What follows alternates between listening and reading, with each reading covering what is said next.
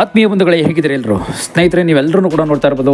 ಇವತ್ತಿನ ವೈರಲ್ ಸುದ್ದಿ ಅಂತಂದರೆ ಸೋಷಿಯಲ್ ಮೀಡಿಯಾದಲ್ಲಿ ಆದಷ್ಟು ಪ್ರೇಮ್ ಅವ್ರ ಬಗ್ಗೆನೇ, ರಕ್ಷಿತಾ ಪ್ರೇಮ್ ಅವ್ರ ಬಗ್ಗೆ ನೀವು ನೋಡ್ತಾ ಇರ್ಬೋದು. ಪ್ರೇಮ್ ಮತ್ತು ರಕ್ಷಿತಾ ಅವರು ಕೊನೆ ಗಳಿಗೆಯಲ್ಲಿ ಒಂದೇನಂತಂದರೆ ಸಿನಿಮಾವನ್ನು ನಾವೇ ಸ್ವತಃ ಡೈರೆಕ್ಷನ್ ಮಾಡಬೇಕು ನಮ್ಮ ಟೀಮಿಂದನೇ ಅಂತ ಕೂಡ ಒಂದು ಇಷ್ಟಪಟ್ಟಿದ್ರು. ಪ್ರೇಮ್ ಮತ್ತು ರಕ್ಷಿತಾ ಮೇಡಮ್ ಆಗ್ಬೋದು, ಅವರ ಒಂದು ಒಂದು ಒಂದು ಪ್ರೊಡಕ್ಷನ್ ಅಂತ ಏನು ಕರಿತೀವಿ, ಅವರ ಒಂದು ಏನೊಂದು ಅವರ ಅಮ್ಮನ ತೋಟ ಅಂತಕ್ಕಂಥ ಒಂದು ಬ್ರ್ಯಾಂಡ್ ಆಗಿರ್ಬೋದು, ಮತ್ತು ಅವ್ರದ್ದು ಒಂದು ಅವ್ರ ಒಂದು ಮನೆತನದ ಹೆಸರಾಗಿರ್ಬೋದು, ಏನಂತಂದ್ರೆ ಅವರು ಪ್ರೊಡಕ್ಷನ್ಗೆ ಇಟ್ಟಿರ್ತಕ್ಕಂಥ ನೇಮ್ ಆಗಿರ್ಬೋದು, ಇವೆಲ್ಲ ನೀವು ನೋಡ್ಬೋದು. ಬಟ್ ಏನಂತಂದರೆ ಅವರೇ ಸ್ವತಃ ನಿರ್ದೇಶನದಲ್ಲಿ ತುಂಬ ತೊಡಸ್ಕೊಂಡರು. ಹಿಂದೆ ಎಲ್ಲ ನೀವು ನೋಡಿರ್ಬೋದು, ತಾಯಿಯ ಒಂದು ಹೆಸರಲ್ಲಿ ತುಂಬ ಇಷ್ಟಪಟ್ಟರಂಥವ್ರು ಪ್ರೇಮ್ ಅವರು. ಅವರ ತಾಯಿ ಹೆಸರಲ್ಲೇ ಮತ್ತು ಅವರವರ ಒಂದು ಎಲ್ಲರಿಗೂ ಕೂಡ ತಾಯಿ ಅಂದರೆ ತುಂಬ ದೇವರು ಸಮಾನ ಅಂತ ಕೂಡ ತುಂಬ ಇಷ್ಟಪಟ್ಟರಂಥವ್ರು ಪ್ರೇಮ್ ಅವರೇ. ಬಟ್ ಏನಂತಂದರೆ ಈಗ ವೈರಲ್ ಆಗ್ತಿರ್ತಕ್ಕಂಥ ಸುದ್ದಿ ಅಂತಂದರೆ ಸರ್ಸೆ ನಿನ್ನ ಸೆರಗ ಸರ್ಸೆ ಅಂತಕ್ಕಂಥ ಒಂದು ಸಾಂಗಲ್ಲಿ ತುಂಬ ವೈರಲ್ ಆಗಿರ್ತಕ್ಕಂಥದ್ದು. ಆದರೆ ನಮ್ಮ ಜನಗಳಂತೂ ಇದು ಒಪ್ತಾ ಇಲ್ಲ. ಯಾಕೆ ಅಂತಂದರೆ ನೋಡಿ, ಅಂಥದ್ದಾದರೂ ಕೂಡ ಈ ಸಾಂಗಲ್ಲಿ ಏನಿದೆ ಅಂತಕೊಂಡನ್ನು ತಿಳ್ಕೊಳ್ಳೋಣ. ಅದಕ್ಕೆ ಮೊದಲು ನಮ್ಮ ಚಾನಲ್ ಫಸ್ಟ್ ಟೈಮ್ ನೋಡ್ತಾ ಇದ್ದರೆ ದಯವಿಟ್ಟು ಸಬ್ಸ್ಕ್ರೈಬ್ ಮಾಡಿ ನೋಡಿ. ಸದಾ ನಿಮ್ಮ ಅವಕಾಶ ಹೀಗೆ ಇರಲಿ. ನಿಮಗೇನು ಅನಿಸುತ್ತೆ ಕೂಡ ಕಾಮೆಂಟ್ ಮಾಡಿ.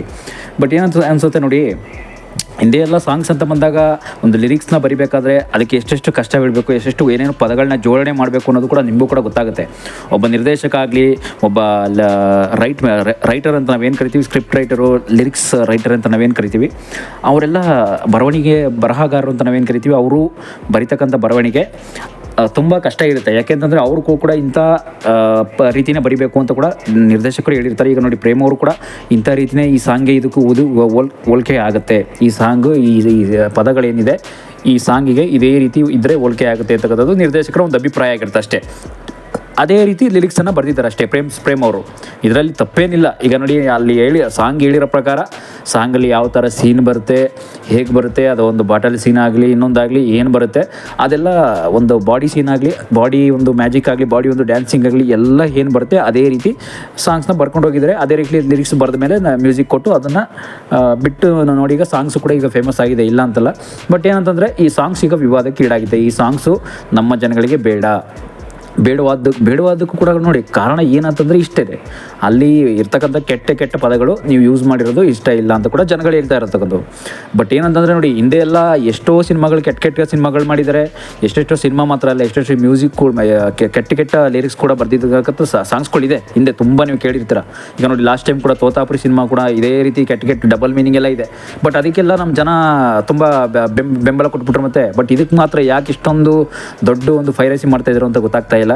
ಯಾಕೆಂದ್ರೆ ನೋಡಿ, ಪ್ರೇಮ್ ಅವರು ನೀವು ನೋಡಿರ್ಬೋದು, ಹಿಂದೆ ಎಲ್ಲ ಒಂದು ಹೆಣ್ಮಗಳು ತಾಯಿ ಅಂತಂದರೆ ತುಂಬ ಎಷ್ಟು ಇಷ್ಟಪಟ್ಟವರು ಅಂತ ನೀವೆಲ್ಲರೂ ಕೂಡ ಕೇಳಿರ್ಬೋದು. ಬಟ್ ಈಗಲೂ ಅಷ್ಟೇ ಹೆಣ್ಮಕ್ಳ ಮೇಲೆ ಗೌರವ ಕೂಡ ಇದೆ. ಬಟ್ ಆದರೂ ಕೂಡ ಅವರು ಡಿ ಕೆ ಅನ್ನೋ ಒಂದು ಸಿನಿಮಾ ನೋಡಿರ್ಬೋದು. ಡಿ ಕೆ ಸಿನಿಮಾದಲ್ಲೂ ಕೂಡ ಒಂದು ಅಷ್ಟೇ, ಅಲ್ಲೂ ಕೂಡ ಒಂದು ಸಾಂಗ್ಸು ಸನ್ನಿ ಲಿಯೋನೆಲ್ಲ ಕರೆಸಿ ಒಂದು ಸಾಂಗ್ಸಲ್ಲೂ ಕೂಡ ತುಂಬ ಫೇಮಸ್ ಆಗಿರ್ತಾರೆ. ಆ ಸಾಂಗ್ಸಲ್ಲೂ ಕೂಡ ಯಾಕೆಂತಂದರೆ ಇಂಥ ಸಾಂಗ್ಸ್ಗಳೆಲ್ಲ ಇಂಥ ಮೂವಿಗೆ ಬೇಕೇ ಬೇಕು ಅಂತಂದ್ಬಿಟ್ಟು ಕೂಡ ಅವರು ನಿರ್ದೇಶಕರ ಒಂದು ಅಭಿಪ್ರಾಯ ಅಷ್ಟೇ, ಇದೆಲ್ಲ ಬೇರೆ ಏನೇನಿಲ್ಲ. ನೋಡಿ, ಈಗಲೂ ಅಷ್ಟೇ ಈ ಸಿನಿಮಾದಲ್ಲಿ ಸಿನಿಮಾದಲ್ಲಿ ಇಂಥ ಸಾಂಗ್ ಬೇಕಾಗಿತ್ತು ಅಂತ ಕೂಡ, ಇದು ಫ್ಯಾನ್ ಇಂಡಿಯಾ ಸಿನಿಮಾದಿಂದ ಇಂಥ ಸಾಂಗ್ ಬೇಕೇ ಬೇಕು ಅಂತ ಕೂಡ ಒಂದೇನೋ ಕಲೆಕ್ಷನ್ಗೂ ಕೂಡ ಹೊರಟಿದ್ದಾರೆ ಪ್ರೇಮ್ ಅವರು. ಬಟ್ ಏನಂತಂದರೆ ಆದರೂ ಕೂಡ ಈ ಸಾಂಗ್ಸ್ ಈಗ ವಿವಾದಕ್ಕೀಡಾಗ್ತಾ ಇದೆ. ಬಟ್ ಜನಗಳು ಕೂಡ ಒಪ್ತಾ ಇಲ್ಲ. ಯಾರೇ ಆಗಲಿ, ಕೆಲವೊಂದಷ್ಟು ಜನಗಳಿಗೆ ಇಷ್ಟ ಆಗ್ಬೋದು, ಕೆಲವೊಂದಷ್ಟು ಜನಗಳಿಗೆ ಇಷ್ಟ ಆಗದೇ ಇರ್ಬೋದು. ಎಷ್ಟೋ ಜನ ಸೋಷಿಯಲ್ ಮೀಡಿಯಾದಲ್ಲಿ ಬ್ಯಾಡ್ ರಿವ್ಯೂಸನ್ನು ಆಗ್ತಾಯಿದ್ದಾರೆ. ಇಂಥ ಸಾಂಗ್ಸು, ಇಂಥ ಪದಗಳು ನಮ್ಮ ಕನ್ನಡ ಇಂಡಸ್ಟ್ರಿಗೆ ಬೇಡ, ನಮ್ಮ ಕನ್ನಡ ಸಿನಿಮಾಗೆ ಬೇಡ ಅಂತ ಕೂಡ ಒಂದು ವಿವಾದವನ್ನು ಸೃಷ್ಟಿ ಮಾಡ್ತಾ ಇರ್ತಕ್ಕಂಥ ನೀವು ನೋಡಿರ್ಬೋದು. ನೋಡಿ, ಸಿನಿಮಾ ಮಾಡಿದಾಗ ಹಿಂದೆ ವಿಲನ್ ಸಿನಿಮಾ ಆಗಿರ್ಬೋದು, ವಿಲನ್ ಸಿನಿಮಾ ನಟನೆಯಲ್ಲಿ ಸುದೀಪ್ ಸರ್ನ ಜೊತೆಗೆ ತಾಯಿ ಸೆಂಟಿಮೆಂಟ್ ಆಗಲಿ, ಒಂದು ಲಾಸ್ಟಲ್ಲಿ ನೋಡಿ ತಾಯಿ ಸೆಂಟಿಮೆಂಟ್ ಶಿವಣ್ಣ ಆಗಲಿ, ಅವ್ರ ಜೊತೆ ಎಲ್ಲ ಹೇಗೆಲ್ಲ ಒಂದು ಬಿಹೇವಿಯರ್ ಇರುತ್ತೆ. ಯಾಕೆಂದರೆ ಈ ಸಿನಿಮಾದಲ್ಲಿ ಆ ಥರ ಇಲ್ಲ.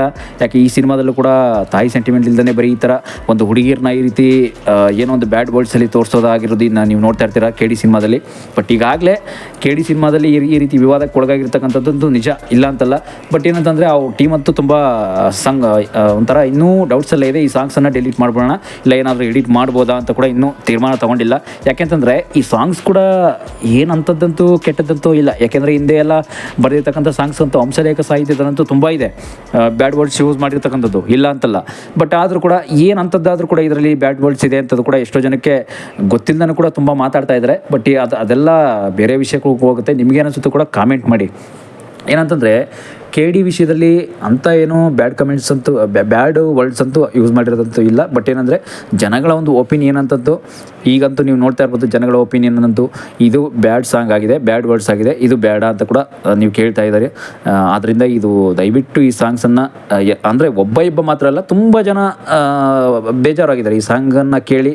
ತುಂಬ ಜನ ಬೇಜಾರಾಗಿ ಅವರ ಒಂದು ಅಭಿಪ್ರಾಯನ ವ್ಯಕ್ತಪಡಿಸಿದ್ದಾರೆ. ಬಟ್ ಏನಂತಂದರೆ ಈ ಸಾಂಗ್ಸು ಪ್ರೇಮ್ ಅವ್ರಿಗೆ ಬೇಕಾಗಿತ್ತು, ಇಷ್ಟ ಆಗೋದು ಅವ್ರಿಗೂ ಕೂಡ ಇಷ್ಟ ಆಗಿದೆ. ಕೆಲವು ಅಭಿಮಾನಿಗಳು ಕೂಡ ಇಷ್ಟ ಆಗಿದೆ, ಒಬ್ಬೊಬ್ರಿಗೆ ಮಾತ್ರ ಇಷ್ಟ ಇಲ್ಲ. ಈಗ ನೋಡಿ, ಲಾಸ್ಟ್ ಟೈಮ್ ಕೂಡ ಮೇಲ್ಕೋಟೆ ಹುಡುಗಿ ಒಬ್ಳು ಅಂತಕ್ಕಂಥ ಪ್ರೇಮ್ ಅಡ್ಡ ಸಿನಿಮಾದಲ್ಲೂ ಕೂಡ ನೀವು ಕೇಳಿರ್ಬೋದು. ಪ್ರೇಮ್ ಅಡ್ಡ ಸಿನಿಮಾದಲ್ಲಿ ಅದು ಕೂಡ ಅಷ್ಟೇ, ಮೇಲ್ಕೋಟೆಯಿಂದ ಒಂದು ಪೊಲೀಸ್ ಸ್ಟೇಷನ್ ಕಂಪ್ಲೇಂಟ್ ಆಗಿ ಅದು ಕೂಡ ತುಂಬ ಸಾಂಗ್ಸ್ ವಿವಾದ ಒಳಗೆ ಆಗಿತ್ತು. ಅದು ನೆಕ್ಸ್ಟ್ ಆಮೇಲೆ 7 ಕೋಟೆ ಹುಡುಗಿ ಒಬ್ಳು ಅಂತ ಕೂಡ ಒಂದು ಎಡಿಟನ್ನು ಮಾಡಿಕೊಂಡ್ರು. ಯಾಕೆಂದರೆ ಅದು ಕೂಡ ಈಗೇನೆ ಒಂದೇನೋ ಒಂದು ಸಾಂಗ್ಸ್ ಕೂಡ ಈ ಥರ ಬ್ಯಾಡ್ ವರ್ಡ್ಸ್ ಎಲ್ಲ ಇದೆ ಈ ಸಾಂಗ್ಸಲ್ಲಿ, ಒಂದು ಹುಡುಗಿ ಬಗ್ಗೆ ಅಂತೆಲ್ಲ ತುಂಬ ವಿವಾದಕ್ಕೀಡಾಗಿತ್ತು ಆ ಟೈಮಲ್ಲಿ 2012-13. ಬಟ್ ಏನಂತಂದರೆ ಸಾಂಗ್ಸ್ ಅಂತಕ್ಕಂಥದ್ದು ನಾವು ಲಿರಿಕ್ಸ್ ಬರೆಯುವಾಗ ಇದು ಸಿನಿಮಾಗೆ ಇಂಥದ್ದೇ ಒಂದು ಸಾಂಗ್ಸ್ ಬೇಕು ಅಂತ ನಾವು ಡಿಸೈಡ್ ಮಾಡಿ ಬರಿಬೇಕು ಅಂತಂದರೆ ಅಂಥದ್ದೇ ಬೇಕಾಗಿರುತ್ತೆ.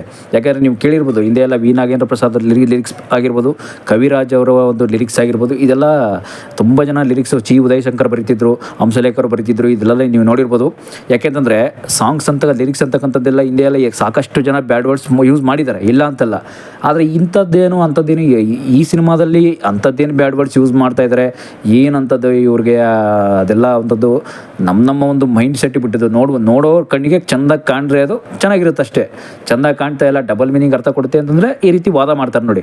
ಹಿಂದೆ ಎಲ್ಲ ಎಷ್ಟೆಷ್ಟೋ ಸಿನಿಮಾಗಳೆಲ್ಲ ಮಾಡಿದ್ದಾರೆ ಡಬಲ್ ಮೀನಿಂಗಲ್ಲೆಲ್ಲ, ಕಾಮಿಡಿಗಳೆಲ್ಲ ಮಾಡಿದ್ದಾರೆ ಡಬಲ್ ಮೀನಿಂಗಲ್ಲಿ. ಒಂದು ಏನೇ ಅಂದರೂ ಡಬಲ್ ಮೀನಿಂಗ್ ಸಿನಿಮಾನೆಲ್ಲ ತುಂಬ ಮಾಡಿದ್ದಾರೆ. ಅದನ್ನೆಲ್ಲ ವಿವಾದ ಒಳಗೆ ಮಾಡಿಲ್ಲ ನಮ್ಮ ಜನಗಳು. ಬಟ್ ಇದನ್ನು ಮಾತ್ರ ವಿವಾದಕ್ಕೆ ಮಾಡ್ತಾಯಿದ್ದಾರೆ. ಇದೆಲ್ಲ ನಿಜವಾಗ್ಲೂ ಇದು ಬೇಕಿತ್ತ ಸಿನಿಮಾಗೆ? ಯಾಕೆಂದರೆ ನೋಡಿ, ಪ್ರೇಮ್ ಅವರು ಕೂಡ ಹಿಂದೆ ಎಲ್ಲ ಎಷ್ಟೆಷ್ಟೋ ಒಳ್ಳೆ ನಿಮ್ಮ ಹೆಸರುಗಳನ್ನ ಗಳಿಸ್ತಾ ಬಂದವರು. ಬಟ್ ಏನಂತಂದರೆ ಅದರಲ್ಲೂ ಕೂಡ ಮಂಡ್ಯ ಜಿಲ್ಲೆಯಲ್ಲೇ ಹುಟ್ಟಿ ಮದ್ದೂರು ತಾಲೂಕಲ್ಲಿ ಒಂದಷ್ಟು ಸೈಟ್ ಜಮೀನನ್ನು ಮಾಡಿ ಅಲ್ಲೂ ಕೂಡ ಒಂದು ಅವ್ರದೇ ಆದಂಥ ಒಂದು ತೋಟವನ್ನು ಈಗಲೂ ಕೂಡ ನಡ್ಸ್ಕೊಂಡು ಬರ್ತಾಯಿದ್ದಾರೆ, ಒಂದು ಫಾರ್ಮ್ ಹೌಸನ್ನು ಕೂಡ ನಡ್ಸ್ಕೊಂಡು ಬರ್ತಾಯಿದ್ದಾರೆ. ಯಾಕೆಂತಂದರೆ ಅವ್ರದ್ದೇ ಆದಂಥ ಒಂದು ಜೀವನ ಅಂತಕ್ಕಂಥದ್ದು ಸಿನಿಮಾ ಜೀವನದಲ್ಲಿ ಎಲ್ಲರೂ ಕೂಡ ಇದ್ದಿದ್ದೆ. ಅವ್ರದ್ದು ಕೂಡ ಒಂದು ಅಮ್ಮನ ಒಂದು ಪರಿಸ್ಥಿತಿ ಕೂಡ ಈ ಲಾಸ್ಟ್ ಟೈಮೆಲ್ಲ ಗಮನಿಸಿದ್ರು, ಏನೇನಾಗಿತ್ತು ಪರಿಸ್ಥಿತಿ ಅಂತಕ್ಕಂಥದ್ದು. ಅಮ್ಮನಿಗೆ ಅವ್ರ ಅಮ್ಮನ ಮೇಲೆ ಎಷ್ಟು ಪ್ರೀತಿ ಇತ್ತು, ಅದರ ಮೇಲೆ ಕೂಡ ಅವ್ರ ಅಮ್ಮನ ತೋಟ ಅಂತಕ್ಕಂಥ ಒಂದು ಬ್ರ್ಯಾಂಡನ್ನು ಕೂಡ ಕ್ರಿಯೇಟ್ ಮಾಡಿದವರು ಒಂದು ಹೆಣ್ಣಿನ ಬಗ್ಗೆ. ಬಟ್ ಈ ಹೆಣ್ಣಿನ ಬಗ್ಗೆ ಇಷ್ಟೊಂದು ಕೀಳ್ಮಟ್ಟಕ್ಕೆ ಇಳಿತಾರೆ ಅಂತಕ್ಕಂಥ ನಮ್ಮ ಜನಗಳ ಅಭಿಪ್ರಾಯ ಅಷ್ಟೇ. ಅದಕ್ಕೋಸ್ಕರ ನಾವು ವಿಡಿಯೋ ಮಾಡಿರ್ತಕ್ಕಂಥದ್ದು. ಬಟ್ ಏನಂತಂದರೆ ನಿಮಗೆ ಏನಿಸುತ್ತೆ ನೀವು ಕೂಡ ಕಾಮೆಂಟ್ ಮಾಡಿ ನೋಡಿ. ಯಾಕೆಂತಂದರೆ KD ಸಿನಿಮಾದಲ್ಲಿ ಅಂಥ ಕೆಟ್ಟ ವರ್ಡ್ಸ್ ಅದು ಯಾರು ಬಳಸ್ತೇ ಇರ್ತಕ್ಕಂಥ. ಈಗ ನೋಡಿ, ಒಂದು ರೋಡಲ್ಲಿ ಹೋಗ್ತಾ ಇರ್ತೀವಿ, ಒಂದು ಹೆಣ್ಣನ್ನು ಕೆಟ್ಟ ದೃಷ್ಟಿಯಿಂದ ನೋಡ್ತಾರೆ ಎಲ್ಲರೂ ಕೂಡ. ನೀವೆಲ್ಲರೂ ಕೂಡ ಆಲ್ಮೋಸ್ಟ್ ನೋಡ್ತಾರೆ. ಒಂದೇನಾದರೂ ಅವ್ರದ್ದು ಒಂದು ಸೆರಗಾಗಲಿ ಇನ್ನೊಂದಾಗಲಿ ಎಲ್ಲ ಕೂಡ ನೋಡುವಂಥದ್ದೇ ಅವರು ಕೂಡ ಬಿಡಿಸಿ ಹೇಳಿರ್ತಾರೆ ಅಷ್ಟೇ, ಬೇರೆ ಏನೇನಿಲ್ಲ. ಸಾಂಗ್ಸಲ್ಲಿ ಲಿರಿಕ್ಸಲ್ಲಿ ಅದನ್ನೇ ಬಿಡಿಸಿ ಹೇಳಿದ್ದೀನಿ ಅಂತ ಕೂಡ ಪ್ರೇಮ್ ಅವರು ಕೂಡ ಹೇಳ್ತಾ ಇರೋದು. ಈಗಾಗಲೇ ತುಂಬ ಮೀಡಿಯಾದ ಮೂಲಕ, ತುಂಬ ಎಲ್ಲ ನ್ಯೂಸ್ ಚಾನಲ್ ಮೂಲಕ ಹೇಳಿದ್ದಾರೆ ಈ ಸಾಂಗ್ಸು ಅಂಥದ್ದೇನು ಕೆಟ್ಟದ್ದೆಲ್ಲ ಏನಿಲ್ಲ ಅಲ್ಲಿ. ಬಟ್ ನೀವೇ ತುಂಬ ಪೈರಸಿ ಮಾಡ್ಕೋತಾ ಇದ್ದೀರಾ, ತುಂಬ ಟೆನ್ಷನ್ ಮಾಡ್ಕೋತಾ ಇದ್ದೀರಾ ಜನಗಳು. ಯಾಕೆಂತಂದರೆ ಯಾಕೆ ಈ ರೀತಿ ಮಾಡ್ಕೋತಾ ಇದ್ದೀರಾ ಅಂತ ಕೂಡ ಒಂದು ಅಪ್ಡೇಟ್ ಕೂಡ ಕೊಟ್ಟಿಲ್ಲ. ಯಾಕೆಂದರೆ ಪ್ರೇಮ್ ಸರ್ ಕೂಡ ಹೇಳ್ತಾ ಇದ್ದಾರೆ ಈ ರೀತಿ ಎಲ್ಲ ದಯವಿಟ್ಟು ಕೂಲಾಗಿರಿ. ಯಾಕೆಂದರೆ ಇಂಥ ಸಾಂಗ್ಸ್ ಏನು ಅಂಥದ್ದೇನು ಕೆಡ್ತಿಲ್ಲ. ಹಿಂದೆಲ್ಲ ಮಾಡಿರ್ತಕ್ಕಂಥ ಏನು ಸಾಂಗ್ಸ್ ಎಲ್ಲ ಹೋಲಿಸಿದ್ರೆ ಅಂಥದ್ದೇನು ಬ್ಯಾಡ್ ವರ್ಡ್ಸ್ ಇಲ್ಲ. ದಯವಿಟ್ಟು ಆದಷ್ಟು ಕೂಲಾಗಿರಿ. ನಾವು ಆದಷ್ಟು ಎಡಿಟಿಂಗ್ ಏನು ಮಾಡಬೇಕು ಮಾಡ್ಕೋತೀವಿ ಅಂತ ಕೂಡ ಹೇಳಿದ್ದಾರೆ. ನೆಕ್ಸ್ಟು ಏನು ಮಾಡಬೇಕು ಅನ್ನೋದು ಈ ವಿಡಿಯೋ ಎಕ್ಸ್ಪಿ ಎಪಿಸೋಡ್ ಗೊತ್ತಾಗುತ್ತೆ. Thank you.